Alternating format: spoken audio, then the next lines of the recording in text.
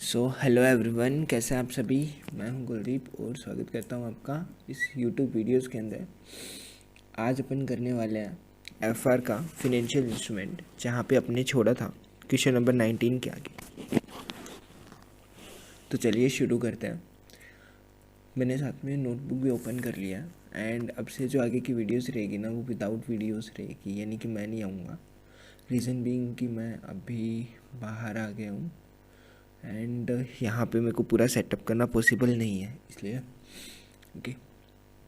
तो मैं पहले क्वेश्चन पढ़ाता हूँ आपको कि क्या क्वेश्चन था एंड देन फिर आपको धीरे धीरे आगे लेके जाता हूँ। क्वेश्चन नंबर 20 बोलता है कि आपको कैलकुलेट क्या करना है, रीपेमेंट शेड्यूल बताना है कि क्या रीपेमेंट शेड्यूल रहेगा एंड गेन या लॉस कितना आ रहा है एग्जिस्टिंग लाइबिलिटी के ऊपर। ओके, तो 1 जनवरी 2010 की बात है। XYZ लिमिटेड ने ना 10 साल के बॉन्ड्स इशू किए हैं। कितने रुपए में? 10 लाख रुपीज़ में।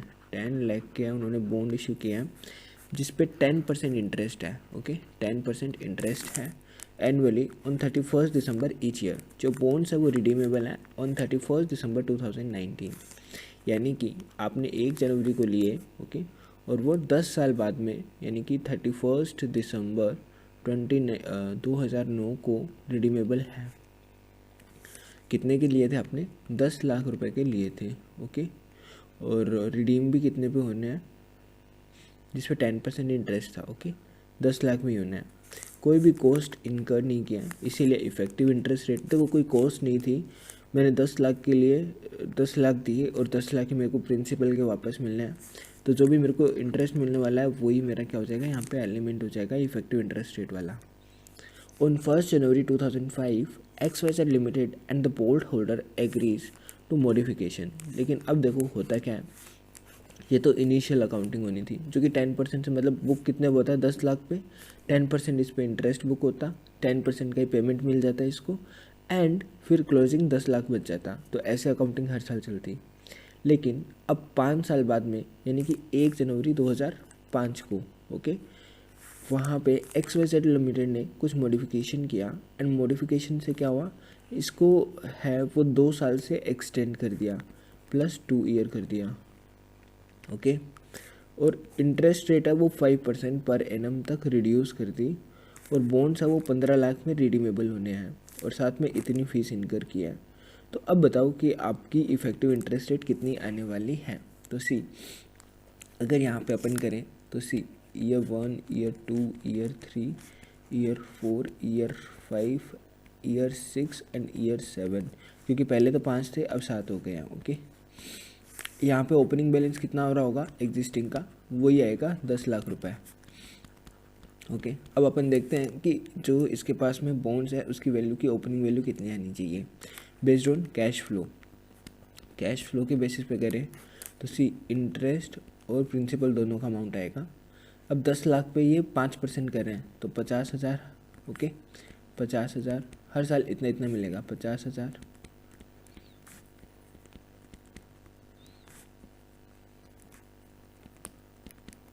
50,000 अगेन 50,000 रुपये और 15,50,000 रुपये है वो यहाँ पे टोटल हो जाता है। ओके, ये टोटल हुआ, लेकिन ये कह रहा है 1 लाख रुपए का ये एक्सपेंस भी हो गया। ओके, अगर मैं कहूँ 1 लाख रुपए का ये एक्सपेंस हुआ है, ओके, तो यहाँ पे टोटल कैश आउटफ्लो कितना होने वाला है कंपनी के एंड पे, तो 1 लाख यहाँ पे ऐड हो जाएगा क्योंकि ईयर 1 में इसका 1 लाख चला जाएगा, यहाँ पे ईयर 0 पे ही चला जाएगा। ओके, 1 लाख रुपए, फिर ईयर 1 के एंड पे आएगा 50,000, फिर 50,000 50,000 ऐसा करके होगा। ओके, अब देखो इसका टोटल आउटफ्लो कितना होना है यहाँ पे। ओके, इसकी प्रेजेंट वैल्यू निकालनी है आपको। प्रेजेंट वैल्यू कैसे निकालोगे आप? ओके, अगर आप बोरिंग करते हो सिमिलर की तो 11% की इंटरेस्ट रेट है। ओके, अगर 11% की इंटरेस्ट रेट है, ओके, 1 जनवरी 2005 को, तो आपको यहाँ पे इसकी प्रेजेंट वैल्यू फैक्टर निकालना पड़ेगा। ओके, और मल्टीप्लाई करके यहाँ पे टोटल निकालना पड़ेगा। अभी मेरे पास कैलकुलेटर नहीं है तो मैं आपको डायरेक्टली दिखाता हूँ। ओके, ये रहा इसका प्रेजेंट वैल्यू फैक्टर। तो यही फैक्टर आपको यहाँ पे लेना है, ओके। 7 साल का, ओके, ईयर 1 से लेके ईयर 6 तक का, यहाँ पे 15 लाख को एक्सक्लूड कर लेना। 50,000 मल्टीप्लाई बाई कितना होगा, 4.712196, ओके। 15 लाख वाली जो अमाउंट है वो किससे मल्टीप्लाई होगी, जो 7th ईयर का है, 0.481658 से, एंड जो ईयर 0 वाला है वो तो उतना ही रहेगा, ओके। तो ये टोटल अमाउंट इसका कैश आउटफ्लो हुआ, ओके। सी, अब इसने क्या कहा कि 15 लाख का, एक सेकेंड, ये मैंने गलत ले लिया, नहीं, मतलब नॉर्मली लाइबिलिटी की वैल्यू अपन इसी के अकॉर्डिंग लेके चलेंगे, डिस्काउंटिंग फैक्टर वाले से। लेकिन ये क्वेश्चन किसका है, अपना एक्सटिंग्विशमेंट एंड मॉडिफिकेशन अकाउंटिंग का है, ओके। और मैं अभी ICAI के टेक्स्ट से ना आपको दिखाता हूँ कि एक्सटिंग्विशमेंट और मॉडिफिकेशन अकाउंटिंग में डिफरेंसेस कहाँ पे आता है। FRABC analysis, FR question bank,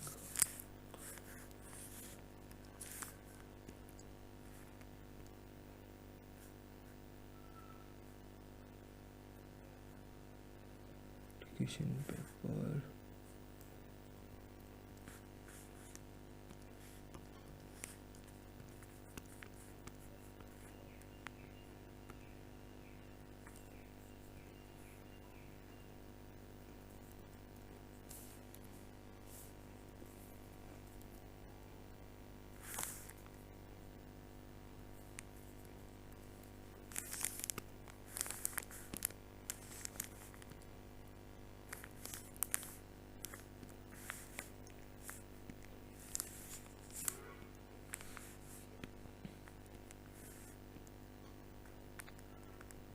financial instrument,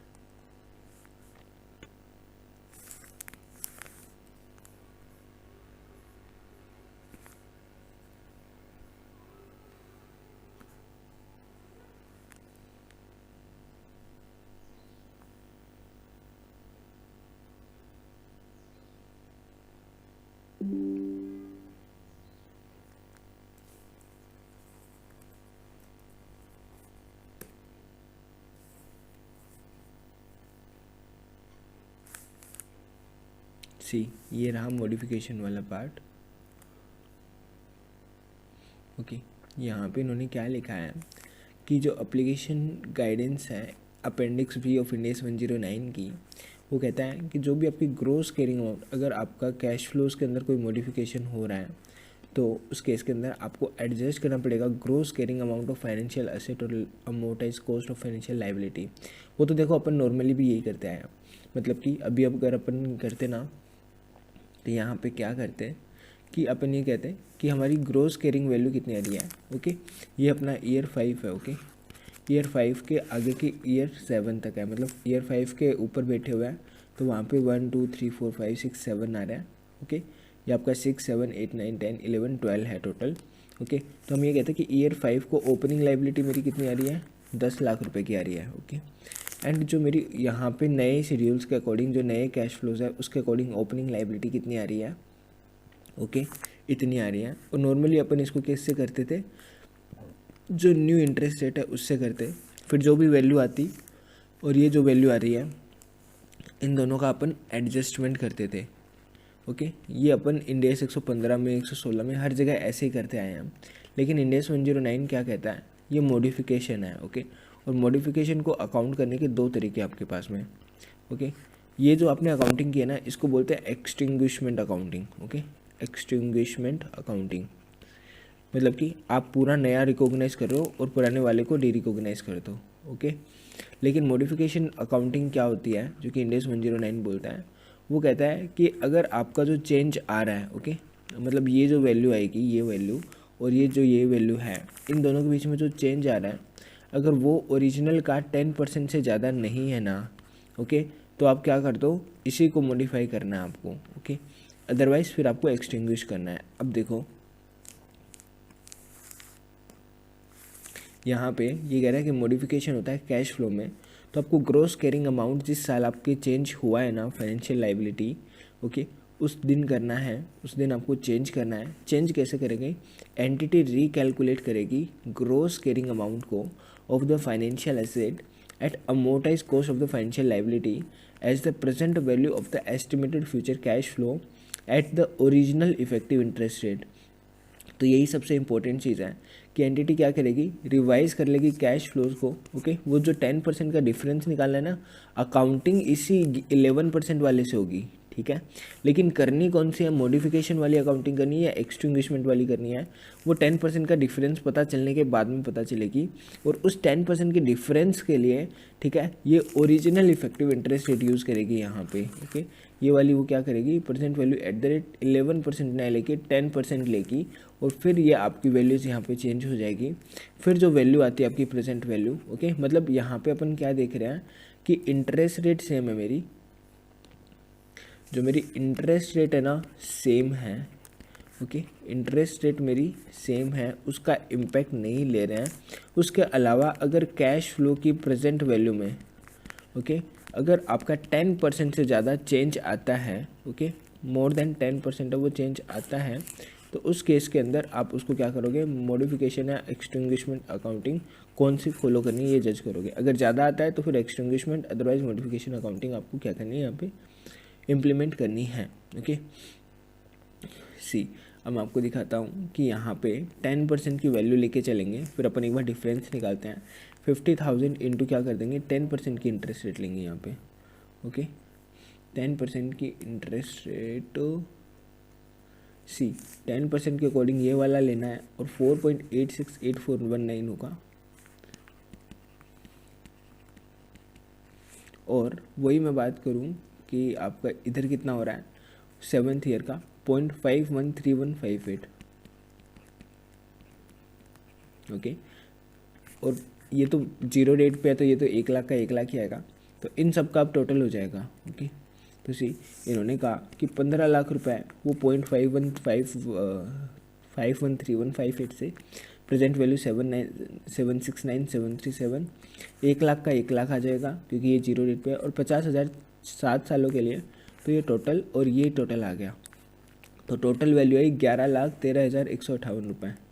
कितनी आई है टोटल वैल्यू जो आई है, न्यू लाइबिलिटी वैल्यू, अगर मैं ओरिजिनल इफेक्टिव इंटरेस्ट रेट पे लूँ तो वो मेरी आती है 11,13,158 रुपये का अराउंड। और ओरिजिनल बुक्स में कितनी है, बुक्स में वो ओपनिंग बैलेंस आ रहा है उसका 10 लाख रुपए का, ओके। तो 1,13,158 रुपये का है, वो यहाँ पे क्या आ रहा है, डिफरेंस आ रहा है। अब ये 1,13,158 में किसके ऊपर लूँगा, वो लूँगा इसके ऊपर कितना परसेंट है ओरिजिनल के ऊपर, तो 11.31% है, वो मेरा क्या आ जाएगा यहाँ पे डिफरेंस निकल के आ जाएगा, ओके। और अब मैं क्या करूँगा कि ठीक है 11.31% है, तो मतलब मैं इसको ओरिजिनल से ही अकाउंट फॉर मैं इसकी क्या करूँगा, एक्सटिंग्विशमेंट अकाउंटिंग करूँगा, ओके। और उसके अकॉर्डिंग क्या होने वाला है, अब मैं क्या करूँगा, इसको 10 लाख को तो वो कर दूंगा राइट ऑफ, और नई चीज़ों के ऊपर है वो सारा क्या करूँगा, बुक करूँगा। तो 1 लाख के ऊपर 1 लाख, फिर 50,000 का 7 साल है, तो इसका 11% वाला लेना पड़ेगा मेरे को अभी, ओके। और इसका भी 11% वाला फिगर लेना पड़ेगा, ओके। तो वो कितना आ रहा है, सी यहाँ पे ये इसने डिस्काउंटिंग फैक्टर लिया 11% का, और ये प्रेजेंट वैल्यू दोनों की निकल के आई, तो वो आई 9,58,097 रुपये। कितनी आई, 9,58,097 रुपीज़, ओके। आपकी ओपनिंग कितनी आ रही है, 10 लाख। इसका मतलब क्या हो गया कि आपको इतने से अपनी वैल्यू को कम करना पड़ेगा। अपनी जो आपने बॉन्ड्स की लाइबिलिटी दिखा रखी है वो लगभग कितने हज़ार हो गए, 42,000 के अराउंड है, वो आपको कम करनी पड़ेगी। तो एंट्री क्या होगी अभी, एंट्री दिखाइए क्या इसने, यहाँ पे इसने एंट्री करके नहीं दिखाई, बस रीपेमेंट शेड्यूल और ये दिखा दिया। यहाँ पे देखो इसने कहा कि 10 लाख रुपए माइनस 9,58,097, तो ये लगभग इतने का लॉस इनका आ गया है। यहाँ पे इसने 1 लाख रुपीज़ पहले रिड्यूस नहीं लिया क्या, अच्छा यहाँ पे इसने 1 लाख का ये कॉस्ट नहीं लिया है तो 958,097 दिखाया है, और यहाँ पे फिर इसने 1 लाख रुपये और रिड्यूस कर दिया है। ओके, तो मतलब कि कंपनी की 10 लाख की लाइबिलिटी थी, उसके लिए 958 तो उसको वैसे पे करने पड़ेंगे और 1 लाख की कॉस्ट इनकर करनी पड़ेगी। तो यहाँ पे कंपनी को लॉस हुआ है 58,097 से। ओके, तो ये इसका गेन या लॉस निकल के आ गया है। तो सी एक बार इसकी लैंग्वेज पढ़ के दिखाता हूँ मैं क्वेश्चन की कैसे है। यहाँ पे इसने रीपेमेंट शेड्यूल बनाया ओरिजिनल के अकॉर्डिंग, तो वही है यार, ओपनिंग क्लोजिंग सेम रहना है, 1 लाख बढ़ेगा 1 लाख घटेगा। उसके बाद में इसने कहा कि डिस्काउंटेड प्रेजेंट वैल्यू है रिमेनिंग कैश फ्लो की of the original financial liability है वो 10 लाख रुपये है। इसीलिए इस डेट को XYZ लिमिटेड कंप्यूट करेगी प्रेजेंट वैल्यू कितनी आ रही है, तो 15 लाख की 31 दिसंबर 2011 को एंड 50,000 पेबल है for 7 years ending 31 December 2011। And जो भी फीस इन्होंने पेड किया है वो 1 लाख है, original effective interest rate at 10%। तो total of this amount is 11,13,158 जो कि नीचे वर्किंग में इन्होंने दिखा रखे हैं। ये 11.32% से है वो ओरिजिनल फाइनेंशियल लाइबिलिटी ऑल्टर हो रही है, यानी कि मोर देन 10% है। इसीलिए यहाँ पे एक्सटिंग्विशमेंट अकाउंटिंग है वो क्या होगी, अप्लाई होने वाली है। Got it. अब नेक्स्ट स्टेप जो है एस्टिमेट करने की fair value of the modified liability, तो यह डिटरमाइन किया जाएगा as the present value of future cash flow के बेसिस पे using an interest rate of 11%। इसीलिए जो एस्टिमेटेड फेयर वैल्यू है वो कितना हो जाएगा, 9,58,097 रुपये। और जो भी गेन या लॉस आएगा ना मॉडिफिकेशन पे वो डिटरमाइन किया जाएगा इस तरह से कि total 10 lakh minus 9,58,097 minus 1 lakh, तो आपका लॉस ऑफ ₹58,097 आ जाएगा। Got it. यहाँ पे आपका जो ऊपर वाला 19 नंबर वाला क्वेश्चन था वो मॉडिफिकेशन अकाउंटिंग का था। ओके, और ये जो नीचे वाला क्वेश्चन आया है ओके मॉडिफिकेशन का था या एक्सटिंग्विशमेंट का ही था, एक्सटिंग्विशमेंट का था। तो ये दोनों आपके क्वेश्चंस मैंने यहाँ पे करवा दिए हैं। 19 में कोई डाउट हो तो बोल देना, मैंने वो एक बार आपको थोड़ा स्पीडली ख़त्म करना था मेरे को, तो मैंने फटाफट किया था, आपको मोर और लेस एक्सप्लेन कर दिया था। फिर भी कोई डाउट है तो पूछ लेना। अब क्वेश्चन नंबर 21, यानी कि 1 जनवरी 2000 को XYZ लिमिटेड ने इशू किया है 10 साल का बॉन्ड्स कितने रुपए में, 10 लाख रुपए में, जिस पे 10% का इंटरेस्ट है। ठीक है, 1 जनवरी 2010 है। ओके, 10 लाख का लोन है और एट द रेट 10% है। Got it. यह है 31 दिसंबर 2009 को, यानी कि 1 जनवरी 2000 से 31 दिसंबर 2009 तक चलेगा। वो कितना है, 10 लाख रुपए का है। ओके, कोई भी कॉस्ट या फीस है वो इनकर नहीं है। जो इफेक्टिव इंटरेस्ट रेट है वो कितनी हो गई, 10% हो गई है। इसीलिए 1 जनवरी 2005 को XYZ limited and the board holders है वो एग्रीज करते हैं to modification in accordance with which कोई भी फर्दर इंटरेस्ट पेमेंट नहीं किया जाएगा एंड बॉन्ड्स है वो रिडीम हो जाएंगे ओरिजिनल ड्यू डेट को 16 लाख रुपए पे and legal and other fees है वो 50,000 इनकर्ड होगी। तो सी अगेन मॉडिफिकेशन का क्वेश्चन है। ओके, और सेम ही क्वेश्चन लग रहा है, 10% था, बस यहाँ पे ओरिजिनल ड्यू डेट के दिन है वो 16 लाख पे कर देगा। ओके, इतनी फीस आ जाएगी। ओके, और कोई भी इंटरेस्ट का पेमेंट अब नहीं किया जाएगा। तो अब जब प्रेजेंट वैल्यू अपन निकालेंगे ना, पहले तो अपन को ओरिजिनल इंटरेस्ट रेट से निकालना है, तो 10% की ओरिजिनल इंटरेस्ट रेट है। ओके, और 31 दिसंबर 2009 को ही पे होगा, मतलब टाइम पीरियड में भी कोई चेंज नहीं है। तो 16 लाख का अगले, ठीक है, अगले 4 सालों के बाद का आपको क्या निकालना है, प्रेजेंट वैल्यू। ठीक है, तो यहाँ पे इन्होंने इंटरेस्ट वो दे रखी है क्या, यहाँ पे इन्होंने दे रखी नहीं है, कोई नहीं। ओरिजिनल EIR के ऊपर आप निकालोगे ना, देखो यहाँ पे बोल रखा है 16 लाख है वो 31 दिसंबर 2009 को है एंड फीस है वो 50,000 की है। ओके, तो यूज़ करना आपको 10% का इफेक्टिव इंटरेस्ट रेट। जो टोटल है इस अमाउंट का वो 10,43,474 रुपये है एंड ये डिफ़र करता है, मतलब कि देखो इसकी प्रेजेंट वैल्यू जो आएगी वो 10,43,474 आएगी और उसको ओरिजिनली कितना पे करना था, उसको पे करना था 10 लाख रुपए। अब ये किसका आ गया, इसमें डिफरेंस 10% से कम है, तो ये मॉडिफिकेशन अकाउंटिंग की बात करेगा और आपको मॉडिफिकेशन अकाउंटिंग यहाँ पे समझ आ जाएगी। तो एक्सटिंग्विशमेंट अभी आपके ऊपर हुई, मॉडिफिकेशन इस क्वेश्चन में हो जाएगी। तो इसके कारण जो डिफरेंस आ रहा है वो 4.35% का ही आ रहा है, जो कि 10% से क्या है, कम है। तो अब हम क्या करेंगे, यहाँ पे मॉडिफिकेशन अकाउंटिंग है वो अप्लाई करेंगे। ओके, अब इस बेसिस के ऊपर जो फीस आपने पे किया ना 50,000 की, वो नेट हो जाएगी against the existing liability of ₹10 lakh. मतलब कि जो आपकी फ़ीस आपने पे किया है एग्जांपल के लिए 50,000 रुपये, ओके, तो वो 50,000 रुपये आपकी एग्जिस्टिंग लाइबिलिटी यानी कि 10 लाख के अगेंस्ट में राइट ऑफ हो जाएगी।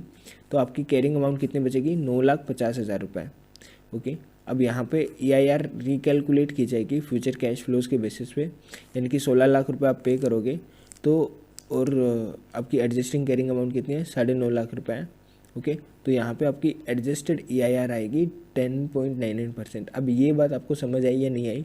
यही मॉडिफिकेशन अकाउंटिंग थी। देखो सी, एक्सटिंग्विशमेंट में तो अपन क्या करते हैं, नए के अकॉर्डिंग रिकॉग्नाइज कर लेते हैं, ओके। लेकिन मॉडिफिकेशन अकाउंटिंग में क्या करते हैं, एग्जिस्टिंग को अपन मॉडिफिकेशन करते हैं कि अभी तक एग्जांपल के लिए आपने है वो इतनी लाइबिलिटी रिकॉग्नाइज कर लिया है, और फ्यूचर में आपको जो लाइबिलिटी पे करनी है उसकी प्रेजेंट वैल्यू मान लो इतनी है, ओके। तो आपको अब ये वाली इग्नोर करनी है और इसी को इसके इक्वल बनाना है। तो यहाँ पे क्या करते हो आप, इंटरेस्ट रेट को अमेंड करते हो कि इंटरेस्ट रेट को कुछ इस तरह से कर दो, अमेंड कर दो। अमेंड करना मतलब कि IRR कैलकुलेट करना, ओके। और IRR कैलकुलेट कर दो कि ये जो वैल्यू है वो इस वैल्यू के क्या हो जाए, इक्वल हो जाए, वो वाली इफेक्टिव इंटरेस्ट रेट आएगी। मतलब कि मॉडिफिकेशन अकाउंटिंग में अपन यहाँ पे प्रेजेंट वैल्यू को चेंज नहीं करते हैं, ओके, ये चेंज नहीं होती है, ओके। हम किसको चेंज करते हैं, हम IRR को चेंज करते हैं। और 50,000 मतलब कि जो भी कॉस्ट आती है आपकी वो अभी राइट ऑफ क्यों हो जाती है, क्योंकि वो तो आज के दिन ही इनकर हो रही है, तो इसको अपन डायरेक्टली लाइबिलिटी या एसेट से राइट ऑफ कर देते हैं। तो जो वैल्यू बची हुई है वो वैल्यू आज की डेट की इसके कंपेयर में लेके जानी है ओवर द पीरियड। तो यहाँ पे इंटरेस्ट रेट को अमेंड किया जाता है और यही मॉडिफिकेशन अकाउंटिंग है। होप आपको समझ आ गया होगा, ओके। तो अब इंटरेस्ट रेट को इन्होंने इफेक्टिव इंटरेस्ट रेट फिर से कैलकुलेट करी कि मैं 9.5 लाख को कितने इंटरेस्ट से चढ़ाऊँ कि 5 साल बाद में वो 16 लाख के इक्वल हो जाए। तो वो इंटरेस्ट रेट आ गई 10.99%। तो अब डायरेक्टली वो क्या करेंगे, हर साल इसके ऊपर 10.99% से क्या करते जाएंगे, इंटरेस्ट चढ़ाते जाएंगे, ओके। एंड ये अपन ने पहले ही कैलकुलेट कर लिया था 43,474 का, क्योंकि 10 लाख की आज की डेट में थी और प्रेजेंट वैल्यू निकाली तो 10,43,474 हो रहा था। तो 43,474 का डिफरेंस आया जो कि इनके लिए लॉस है, ओके। तो ये आपका क्या हो गया, 4% का यहाँ पे इंडिकेट्स हो गया मॉडिफिकेशन वाला, वही ऊपर वाला दे रखा है, ओके। 10 लाख का बैलेंस आ रहा था, 50,000 राइट ऑफ हो गया, 9.5 लाख बचा। फिर 9.5 लाख पे इतना इंटरेस्ट चढ़ा, पेमेंट 0 होगा, लास्ट में 16 लाख का सारा पेमेंट हो जाएगा, डन। तो ये मॉडिफिकेशन अकाउंटिंग थी और आपकी एक्सटिंग्विशमेंट अकाउंटिंग यहाँ पे कंप्लीट हो गई है, ओके। क्या हो गई है, कंप्लीट हो गई है। अब बात करते हैं कि क्वेश्चन नंबर 22 वो क्या बोलता है, जेके लिमिटेड है, उसका आउटस्टैंडिंग अनसिक्योर्ड लोन है 90 करोड़ रुपए का एक बैंक से। इफेक्टिव इंटरेस्ट रेट जो लोन की है ना वो 10% है। 90 करोड़ का लोन है और 10% की उसके ऊपर इफेक्टिव इंटरेस्ट रेट है। Owing to the financial difficulties, JK limited unable to service the डेब्ट। तो उन्होंने सर्विस नहीं किया डेब्ट को एंड अप्रोच करता है बैंक को सेटलमेंट के लिए, ओके। बैंक ऑफर करता है following terms which are acceptable by JK limited, okay, जो कि जेके लिमिटेड के द्वारा एक्सेप्टेबल है। 2/3 ऑफ द डेब्ट इज अनसस्टेनेबल, वो अनसस्टेनेबल है and hence will be converted into 70% equity interest in JK limited. Fair zero term is 28 crore है, okay. वही 1/3 ऑफ द डेब्ट is sustainable and the bank agrees to certain moratorium period and decrease in interest rate in initial periods. जो present value है cash flow की as पर revise terms वो original EIR से calculate होगी जो कि 25 करोड़ है एंड कैश फ्लो है वो एज पर रिवाइज टर्म कितना हो जाएगा, 28 करोड़ रुपीज़ हो जाएगा। This is the thing, okay. Let me take you there. यहाँ पे बिना लिखे ना क्वेश्चन का सारा मिक्स हो जाएगा। 90 करोड़ का लोन था, इंटरेस्ट रेट जो कि अपनी इफेक्टिव इंटरेस्ट रेट थी वो कितनी थी, 10%, ओके। डिफ़िकल्टीज आई सेटलमेंट के ऊपर, तो यहाँ पे 2 ऑप्शंस बैंक ने प्रपोज किए, ओके।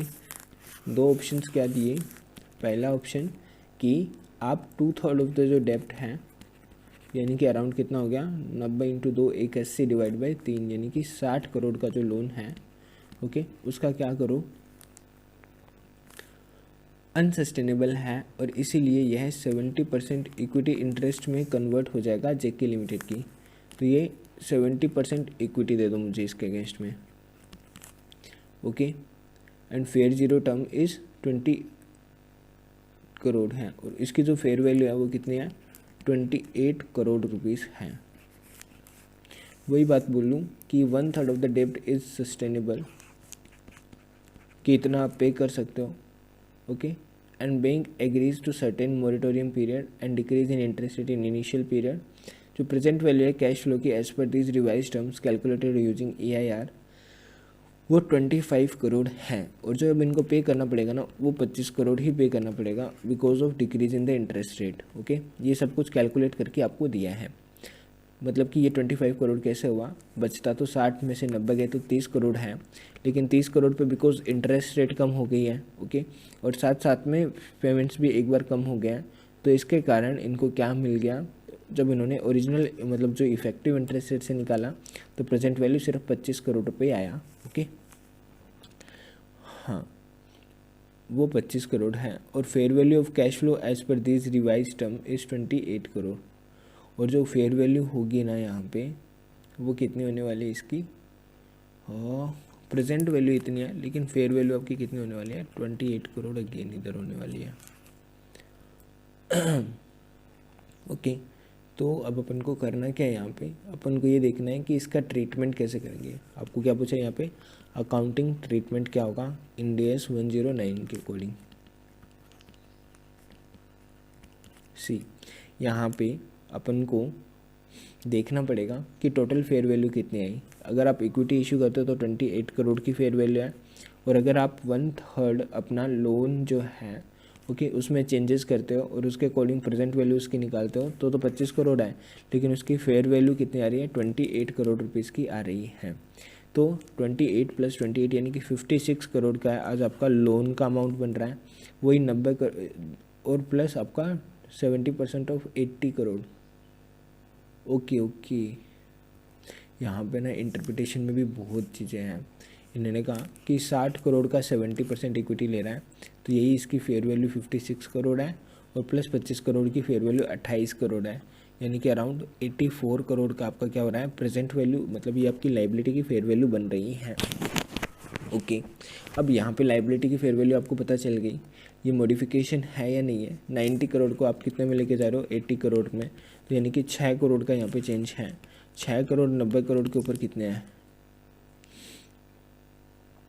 ओके वो चीज़ यहाँ पे असेस करनी पड़ेगी okay. See applying the guidance in appendix D okay. तो यहाँ पे अपन को आइडेंटिफाई करना पड़ेगा कि 2/3 of the original financial liability is extinguished through issue of equity shares and 1/3 है वो मॉडिफाइड हो गई है। इसीलिए ये मॉडिफाइड कैसे हुई है, क्योंकि यहाँ पे आपका इंटरेस्ट चेंज हुआ है, कैश फ्लो चेंज हुए हैं ओके। और वो एक्सटिंग्विश मतलब क्या होता है, ख़त्म हो जाना। एक तरह से ख़त्म कैसे हो गई, क्योंकि वो इक्विटी में कन्वर्ट हो गई है ओके। तो मतलब चेंज कितना हुआ है, सिर्फ 1/3 वाले कंपोनेंट है वो मॉडिफाइड हुआ है okay. JK limited will need to evaluate this modification tantamount to substantial modification और नॉट। तो ये सब्सटेंशियल मॉडिफिकेशन है या नहीं, ये चीज़ आपको यहाँ पे देखना है। तो अप्लाई करते हुए guidance contain in appendix D, जो डिफरेंस है ना between the fair value of equity instrument okay वो 56 करोड़ है and 2/3 of the original financial liability है वो कितना है आपका इतना करोड़ रुपए है, जो कि रिकॉग्नाइज किया जाएगा as a gain in the statement of P&L okay. वो P&L के अंदर आपका गेन रिकॉग्नाइज किया जाएगा, क्योंकि आपने 56 करोड़ की इक्विटी इशू किया है और 60 करोड़ की लाइबिलिटी सेट ऑफ कर दी है। इसलिए साथ में ओरिजिनल फाइनेंशियल लाइबिलिटी है जो कि एक्सटिंग्विश नहीं हुई है ठीक है, उसकी वैल्यू कितनी है 90 करोड़ में से 30 करोड़ गए ठीक है, 90 करोड़ में से 30 करोड़ की है और अगेन इसकी प्रेजेंट वैल्यू कितनी है सिर्फ 25 करोड़ की है ठीक है। लेकिन डिफरेंस यहाँ पे कितना हुआ, यहाँ पे डिफरेंस आ गया इसका 30 करोड़ की वैल्यू और 25 करोड़ के ऊपर वो प्रेजेंट वैल्यू आ रही है, तो 5 करोड़ का डिफरेंस आ गया। और 5 करोड़ अगर मैं 30 करोड़ पे लेता हूँ तो कितना आता है 5 करोड़ अगर मैं 30 करोड़ के ऊपर लेता हूँ तो कितनी वैल्यू आ जाएगी आपकी 5/30।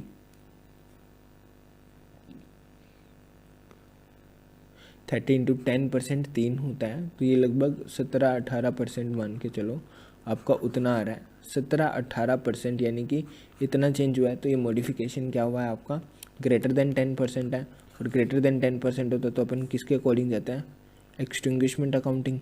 ओके, तो सी बिकॉज जो डिफरेंस है वो आपका मोर देन 10% है, इसीलिए यहाँ पे सब्सटेंशियल मॉडिफिकेशन हुआ है ओरिजिनल फाइनेंशियल लाइबिलिटी में, and resultantly existing financial liability है वो एक्सटिंग्विश हो जाएगी, एंड नई फाइनेंशियल लाइबिलिटी है वो रिकॉग्नाइज हो जाएगी फेयर वैल्यू ऑफ 28 करोड़ के ऊपर।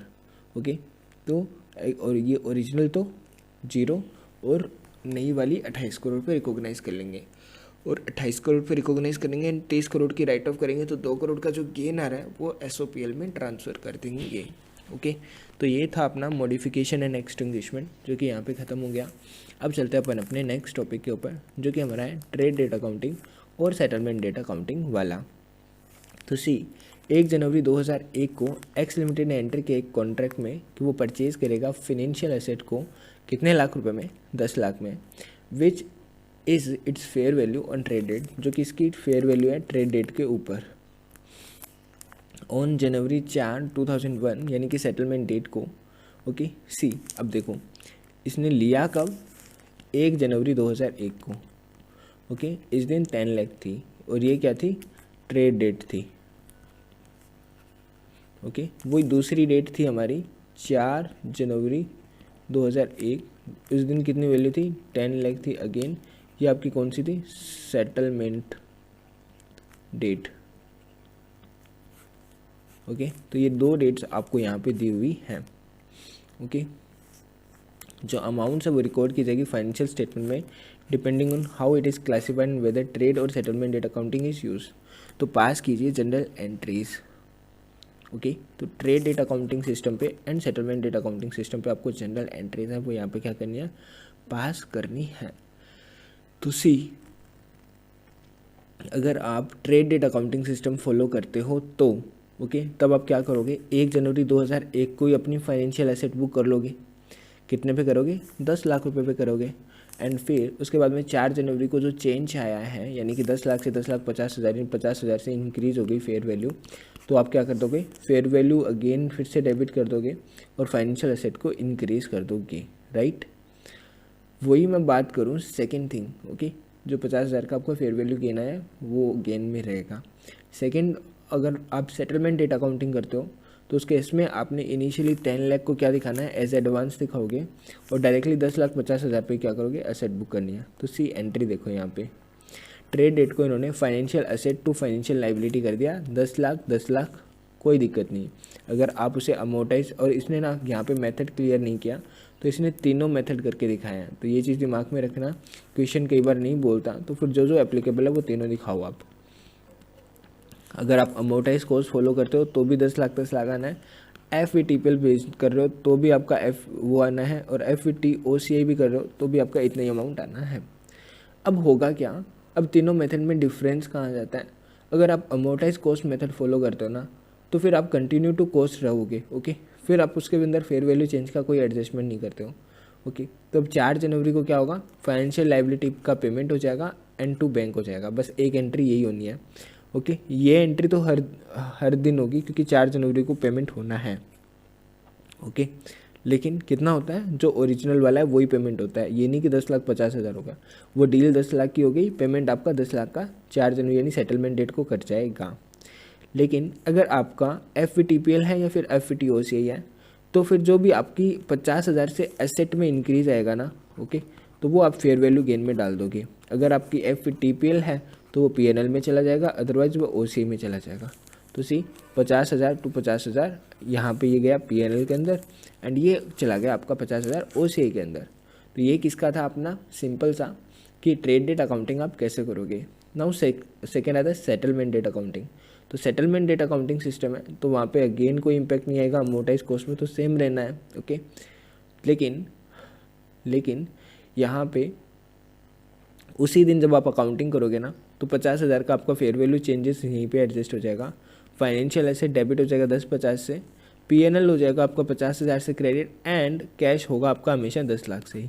और जबकि OCI से करो तो OCI यहाँ पे 50,000 से क्रेडिट हो जाएगा। यह सिर्फ फाइनेंशियल एसेट इंड AS 109 में अप्लाई होता है। ओके, यहाँ पे फाइनेंशियल लाइबिलिटी को कंसिडर नहीं किया है क्योंकि अब बात करते हैं अपन, क्योंकि यहाँ पे फाइनेंशियल लाइबिलिटी आती है ट्रेड डेट में और सेटलमेंट डेट में। ये सिर्फ फाइनेंशियल एसेट के अंदर ही कॉन्सेप्ट है, जब आप खरीदते हो तभी आपके ऊपर ही अप्लाई होता है। अब आता है अपना लाइबिलिटी एंड इक्विटी कंपोनेंट, यानी कंपाउंड फाइनेंशियल इंस्ट्रूमेंट को सेपरेट करना। कोई दिक्कत नहीं है। 1 जुलाई 2001 को डी लिमिटेड ने प्रेफरेंस शेयर इशू किया जी लिमिटेड को for a consideration of ₹10 lakh. जो होल्डर है उसके पास में ऑप्शन है to convert this preference share to a fix number of equity instrument of the issuer any time up to a period of 3 year, कि 3 साल तक उसके पास में पूरा राइट है कि वो पूरा चेंज कर सकता है। अगर ऑप्शन एक्सरसाइज नहीं किया जाता है ना होल्डर के द्वारा, तो प्रेफरेंस शेयर रिडीम कर दिए जाएंगे eight the end of 3 year. 3 साल के एंड पे जो आपके प्रेफरेंस शेयर है वो रिडीम कर दिए जाएंगे।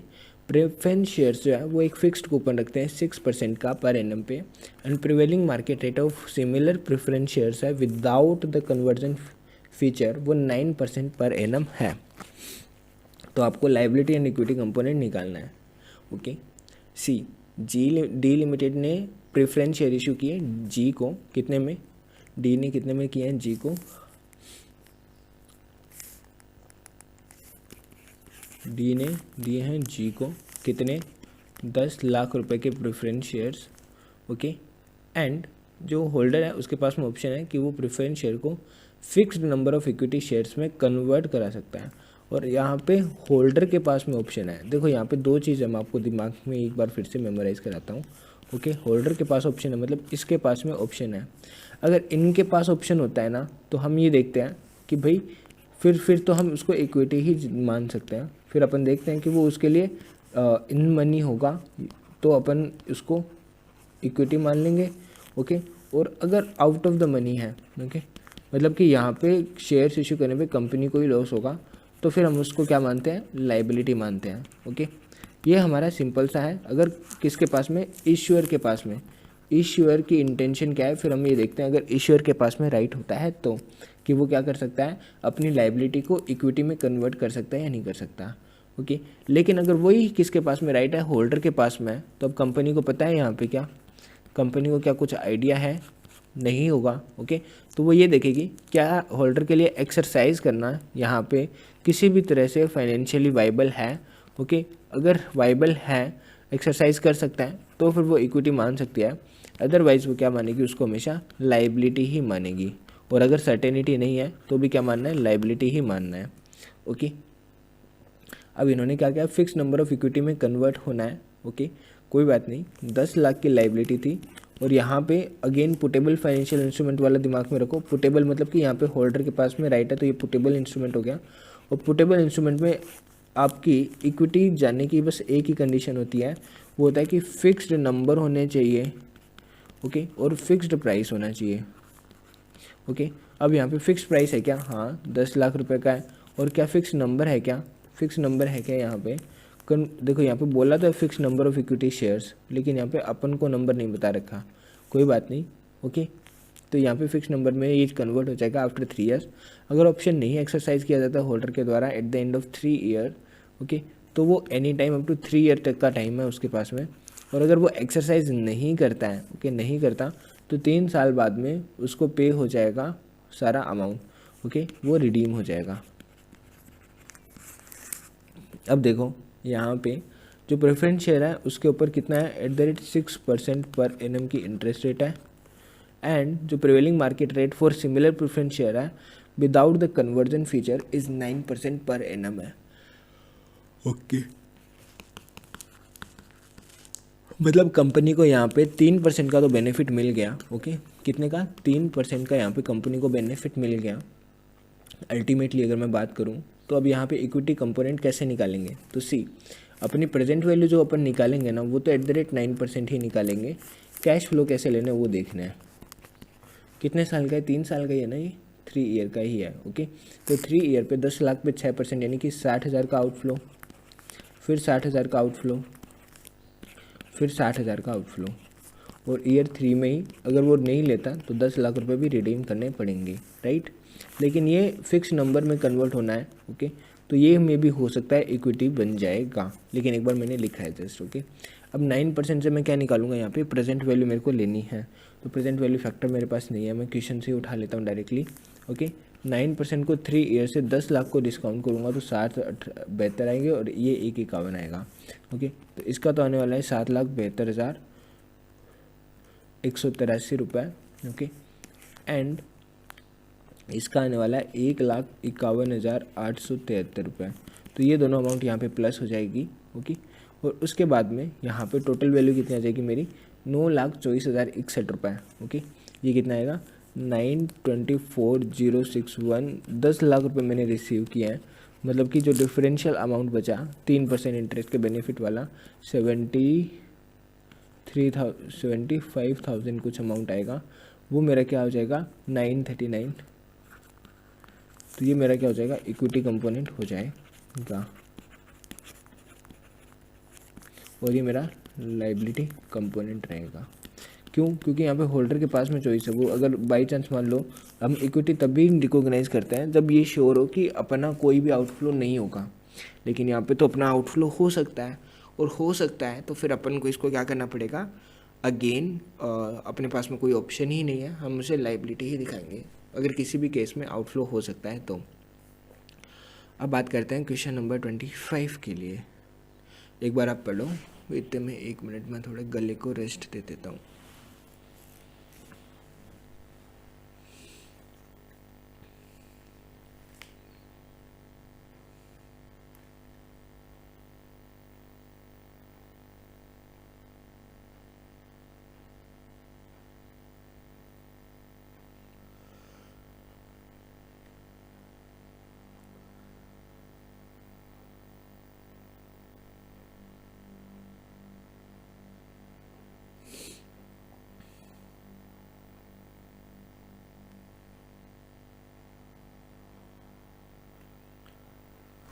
क्वेश्चन पढ़ा आप लोगों ने?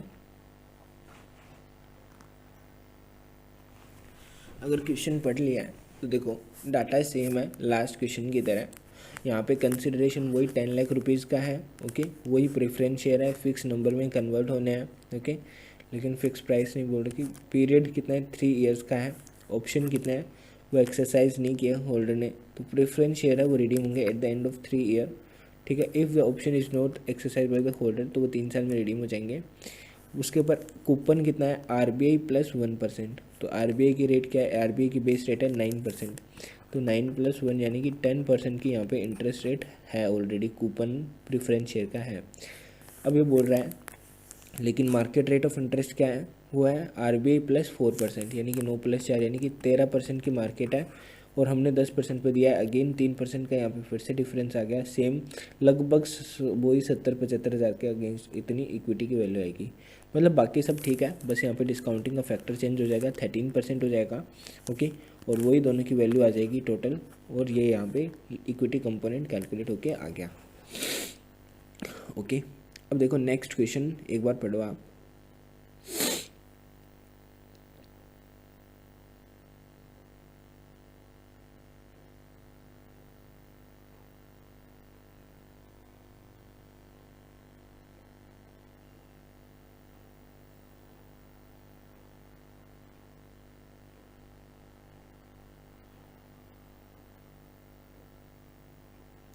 पढ़ लिया आपने?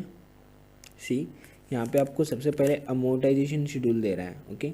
जिसमें बोल रहा है कि डेट ये है 1 जुलाई, उसके बाद में 23 जून, 2, 3 और 4 यानी कि 3 ईयर का आपको टाइम पीरियड का डाटा दे रखा है। 1 जून को इसने 10 लाख रुपये रिसीव किए हैं, ओके। और उसके अगेंस्ट में अब इसको लाइबिलिटी पे करनी है हर साल 60,000 एंड 10 लाख 60,000 रुपये। जो फाइनेंस कॉस्ट आ रही है इफेक्टिव इंटरेस्ट रेट पे वो 83,165, 85,250 एंड 87,524 है। तो इससे आपका जो बैलेंस बच रहा है, ओके, एक 10 लाख था, पहले साल 60,000 पे कर दिया तो 9,40,000 की लाइबिलिटी बचनी चाहिए थी, लेकिन 940 नहीं, सॉरी, इसके ऊपर आप इंटरेस्ट चढ़ाओ, फिर ये वाली वैल्यू लेस कर दो, तो आपकी जो प्रेजेंट वैल्यू आएगी वो इतनी है, लाइबिलिटी की वैल्यू इतनी है। तो आपको यहाँ पे 10 लाख पे न जाके 9 चॉइस से 83 प्लस करना है एंड 60 माइनस करना है, तो 947 बैलेंस आएगा। फिर 947 से 25,250 ऐड करना है और 60,000 रिड्यूस करना है, तो 9,72,000 आएगा। फिर 9,72 में आपको 87,524 ऐड करना है, तो टोटल 10,60,000 रुपये का पेमेंट हो जाएगा। तो इन्होंने अमोर्टाइजेशन शेड्यूल ऐसा गंदा सा बनाया और साथ में इन्होंने खुद से कैलकुलेट करके दे दिया कि इक्विटी की वैल्यू इतनी थी। अब बोला कि अगर मान लो वो अर्ली रिडम्पशन ऑप्शन को एक्सरसाइज करे, ओके यानी कि प्री पे कर दे इंस्ट्रूमेंट को कितने रुपए में, 11 लाख रुपए में। कब? 30 जून 2003 को, मतलब इसी दिन वो अगर 11 लाख रुपए में हिसाब ख़त्म करे, ओके कितने में, 11 लाख रुपए में अगर वो अपना हिसाब ख़त्म करे, तो बताओ क्या यहाँ पे जो डी लिमिटेड है वो इशू कर सकती है 1 ईयर के नॉन कन्वर्टेबल इंस्ट्रूमेंट 5% के ऊपर। Value of liability and equity component कितनी होगी? तो इस क्वेश्चन में क्या था एग्जैक्टली अगर आप फोकस करोगे ना, तो देखो जब भी इस टाइप का क्वेश्चन होता है तो यहाँ पे आपको क्या बोला है, इसने अर्ली रिडम्पशन किया है, ओके। तो यहाँ पे अपन को 2-3 चीज़ें नोट करके रखनी है कि उनको अच्छे से फॉलो करना है। क्या क्या चीज़ें? Come to the sheet notebook, okay. सबसे पहले आपको यहाँ पे न्यू लाइबिलिटी, जो आपकी न्यू लाइबिलिटी है, ओके, आपको उसकी वैल्यू निकालनी है कि उसकी फेयर वैल्यू क्या है, ओके। अब न्यू लाइबिलिटी कैसे बोला, लाइबिलिटी तो वही है लेकिन यहाँ पे इंटरेस्ट रेट चेंज होगी, ओके। और जब इंटरेस्ट रेट में चेंज आ रहा है तो उसके अकॉर्डिंग आपकी लाइबिलिटी की वैल्यू में चेंज आएगा, ओके। अब इस क्वेश्चन के अंदर क्या है, okay, as you can see यहाँ पे आपको बोल रखा है कि 2003 में आप अर्ली रिडम्पशन कर रहे हो, ओके। तो 2003 के एंड पे कर रहे हो तो 2004 में आपको 10,60,000 रुपये का पे करना है। जब 10,60,000 रुपये आपको पे करना है, ओके, और नीचे आपको बोल रखा है कि आपकी जो इंटरेस्ट रेट है वो रिवाइज हो गई है, एंड रिवाइज होने पे कितनी हो गई है, 5% हो गया है। तो इसकी आपको प्रेजेंट वैल्यू निकालनी पड़ेगी, इंटू कर दो 1/1.05 से, तो ये आपकी प्रेजेंट वैल्यू यहाँ पे आ गई। तो 10,60,000 की अगर आप प्रेजेंट वैल्यू ऐसे निकालोगे तो ये कुछ इतनी अमाउंट आने वाली है, 10,09,523 रुपये, ओके। ये आपकी क्या है, ये प्रेजेंट वैल्यू, ये क्या है, न्यू लाइबिलिटी की वैल्यू है कि मतलब लाइबिलिटी वही है बट इंटरेस्ट रेट के चेंज होने के कारण आज की डेट में इसकी वैल्यू इतनी होनी चाहिए थी। लेकिन बुक्स में कितनी आ रही है, बुक्स में आपको बोल रखा है कि इसकी जो लाइबिलिटी की वैल्यू आ रही है वो 2003 के एंड पे आपकी आ रही है 9,72,476 रुपये। कितनी? 972,476 रुपये है, वो इतनी आपकी लाइबिलिटी की वैल्यू आ रही है। तो डिफरेंसेस कितना है इन दोनों के बीच में वो आपको देखना है। 72 से 8,000 का ये, फिर 20,000, फिर 9,000, तो अप्रोक्सीमेट 35,000-36,000 कुछ डिफरेंसेस आपका यहाँ पे आएगा, ओके। ये आपका ये जो डिफरेंस आया है, ओके, ये जो वैल्यू के अंदर डिफरेंस आया है, ओके, इसका ट्रीटमेंट क्या होगा, पहली चीज़। अब सेकेंड चीज़ मैं आपको बताने वाला हूँ, ये सोचो अभी, ठीक है। अब सेकेंड चीज़ यहाँ पे ये जो लाइबिलिटी की नई वैल्यू आ गई है वो 10,09,523 रुपये है, ओके। और इसका सेटलमेंट वो कितने पे कर रहा है, 11 लाख रुपए के ऊपर कर रहा है, ओके। कितने पे, 11 लाख रुपए पे वो इसका सेटलमेंट कर रही है कंपनी। तो इसका मतलब है कि इनका इतना वैल्यू है वो गिर गया है, ओके। मतलब कि आपको 10 लाख की लाइबिलिटी पे ऑफ करने के लिए 11 लाख रुपए पे करना पड़ रहा है। तो जो बैलेंसिंग फिगर है वो आपका किधर चला जाएगा, इक्विटी में चला जाएगा, बिकॉज वो अपनी रेजिडुअल वैल्यू का जो भी डिफरेंस आता है वो अपन इक्विटी में ही डालते हैं। यहाँ पे 75,939 रिकॉग्नाइज कर रखा है ऑलरेडी, ओके। और यहाँ पे 90,000 के अराउंड आपका डिफरेंस आने वाला है, तो वो अब जो डिफरेंस है वो आपका पूरा पूरा इक्विटी में क्या हो जाएगा, डेबिट हो जाएगा, ओके। अब बात करता हूँ मैं, ये आपका हो गया एक पार्ट यहाँ पे, सेकेंड पार्ट यहाँ पे। एक पार्ट क्या था, 10,09,000 की पहले तो मैंने प्रेजेंट वैल्यू निकाल ली क्योंकि मेरे को यहाँ पे स्प्लिट अप करना पड़ता है, ओके। स्प्लिट अप करने के लिए मतलब कि 10 लाख रुपए है, उसमें मेरा अभी इसका भी 2 बाइफर्केशन है, एक प्रिंसिपल का और एक इंटरेस्ट का। लेकिन अपन उस पर नहीं जा रहे, अपन ने तो टोटली सीधा ले लिया, टोटल लेके कि टोटल लाइबिलिटी जो मेरे को फ्यूचर में पे करनी पड़ती, ओके, आज की इंटरेस्ट रेट से, उसकी वैल्यू ये है, ओके। और मेरी बुक्स में इतनी आ रही है, तो ये जो डिफरेंशियल अमाउंट है वो, और प्लस 11 लाख में से मेरे को इतना अमाउंट पे करना पड़ेगा, 11 लाख रुपए पे करना पड़ेगा 10,09,523 रुपये का, ओके। तो वो वाला वैल्यू का डिफरेंस है वो मेरा इक्विटी में डेबिट हो जाएगा, ओके। तो सी यहाँ पे 10,09,523 का डिफरेंस मेरा ये आया और 11 लाख का पे करना पड़ेगा, तो मेरा 90,470 रुपये का इक्विटी कंपोनेंट में चला जाएगा और ये स्प्लिट होगा, ओके। अब इसके बाद में मैं बात करता हूँ कि अकॉर्डिंगली जो डिफरेंस आएगा ना consideration allocated to liability component में, वो कैरिंग अमाउंट फाइनेंशियल लाइबिलिटी के अंदर कैरी हो जाएगा, और 30,000 से क्या हो जाएगा यहाँ पे आपका प्रॉफिट है एंड लॉस के अंदर है वो क्या हो जाएगा, अमाउंट रिकॉग्नाइज हो जाएगा। मतलब इतने से आप लाइबिलिटी बढ़ाओगे तो डेफिनेटली पीएनएल के अंदर 37,047 रुपये जो कि आपका ऊपर डिफरेंस आया था वो चला जाएगा, एंड 90,470 है वो आपका इक्विटी कंपोनेंट में चला जाएगा। ओके, अब नेक्स्ट वीडियो से अपन करने वाले हैं इसकी स्टार्ट क्वेश्चन नंबर 27 से।